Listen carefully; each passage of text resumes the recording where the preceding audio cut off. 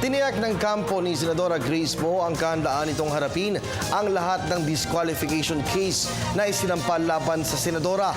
Paglilinaw naman ng tagapagsalita ni Poe na si Valenzuela Mayor Rex Gatchalian, magkaiba ang repatriation sa naturalization na kinukwestiyon sa panibagong kaso. May report si Jade Miguel. Panibagong disqualification case na naman ang isinampa sa COMELEC laban kay Senadora Grace Poe.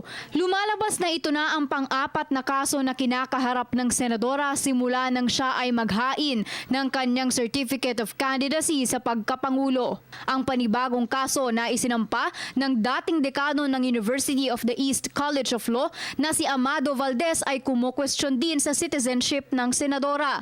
Depensa ng tagapagsalita ni Poe na si Valenzuela Mayor Rex Gatchalian, nirerespeto nila ang karapatan ni Valdez na maghain ng petisyon, ngunit idiniin nito na napunan ng Senadora ang lahat ng requirements para makatakbo sa pagkapresidente. Muli namang ipinaliwanag ni Gatchalian na itinuring ni Poe na kanyang tirahan ang bansang Pilipinas simula noong taong 2005, kaya naman lusot ito sa 10 taong residency requirement sa pagkapangulo. Nilinaw din ng tagapagsalita na magkaiba ang repatriation sa naturalization. Ang repatriation ay ang pagbabalik ng isang individual sa kanyang country of origin o citizenship. Handa rin daw silang patunayan na mali lahat ang mga naturang alegasyon at handa silang sagutin ang mga ito punto por punto.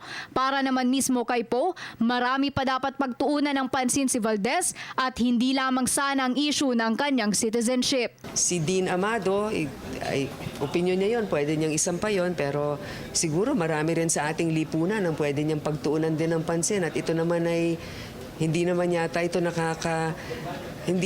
ito nakaka-agrabyado sa iba. Siguro iniisip nila principle. O sige, haharapin ko naman lahat sila. Para sa Telebisyon ng Bayan, Jade Miguel.